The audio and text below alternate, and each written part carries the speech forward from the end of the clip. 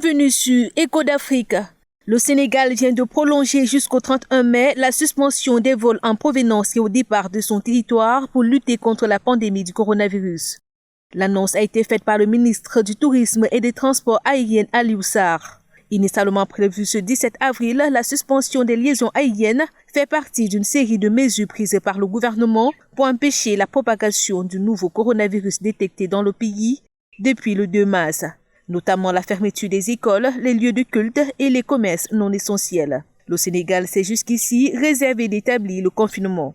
Pour voler au secours de ses compatriotes essoufflés par les mesures restrictives en vigueur dans le pays, le chef de l'État Macky Sall a réceptionné la semaine dernière un premier lot de vivres qui sera distribué aux plus vulnérables.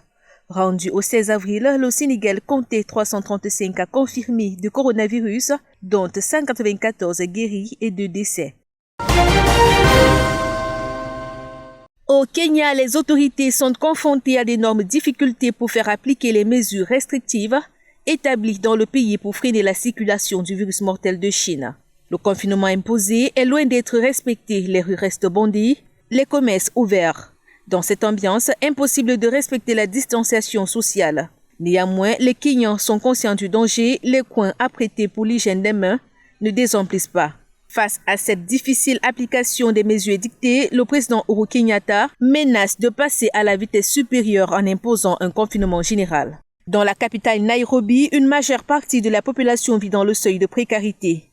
La semaine dernière, une distribution de l'aide alimentaire s'est transformée en bousculade. Face à cette pandémie qui s'enracine progressivement sur le continent avec à ce jour un peu plus de 17 701 cas confirmés et 911 décès, l'Union africaine veut miser sur le dépistage massif. Le Centre de contrôle et de prévention des maladies de l'Organisation panafricaine a annoncé la distribution à partir de la semaine prochaine d'1 million de tests pour dépister le Covid-19. L'ambition est de permettre à de nombreux pays qui ont une capacité limitée de réaliser des tests à grande échelle d'effectuer des dépistages massifs afin d'avoir une photographie précise de l'épidémie sur leur territoire.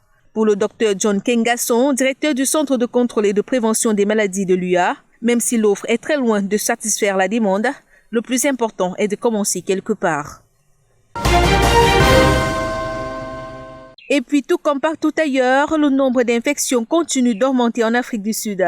Avec maintenant 2506 cas confirmés de Covid-19 pour 34 décès, le pays reste le plus touché sur le continent. Les autorités adoptent des mesures strictes pour endiguer la circulation du virus.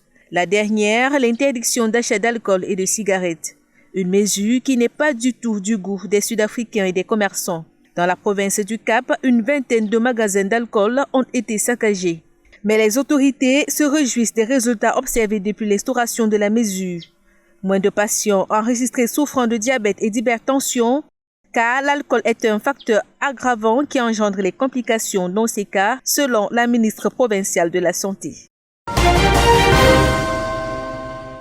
Partant pour la Libye, le gouvernement d'union nationale vient d'annoncer un confinement général de 10 jours dans les zones qu'il contrôle dans l'ouest du pays, dont la capitale Tripoli, afin de limiter la propagation du nouveau coronavirus. En outre, le GNA a instauré un couvre-feu de 24 heures à partir de ce vendredi. Pays en guerre depuis la chute du régime de Mouammar Kadhafi en 2011, ces mesures ne s'appliquent pas à l'est de la Libye, contrôlée par le maréchal Khalifa Haftar, ainsi qu'à une grande partie du sud qui échappe au contrôle des deux camps rivaux.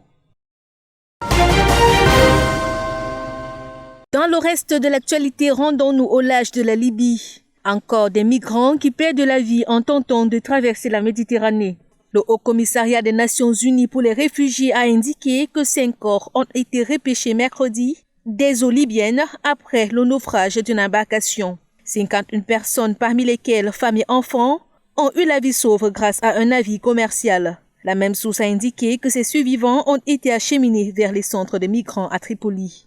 Secoués par le coronavirus, Malte et Italie, qui ont enregistré des milliers de morts dus à cette pandémie, ont officiellement fermé leurs ports aux migrants.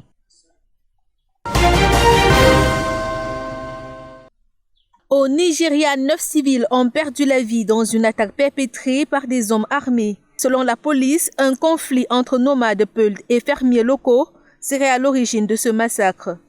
Cette attaque intervient dans un contexte où la communauté locale Ewe et les pasteurs Peul s'accusent mutuellement de vol de bétail. Situation qui nourrit une haine injustifiée entre les deux communautés. Dans des régions reculées du Nigeria, les conflits entre nomades et fermiers pour le pâturage, les terrains et les affaires d'eau sont fréquents. Ceci malgré l'effort du gouvernement pour trouver une solution à cette adversité.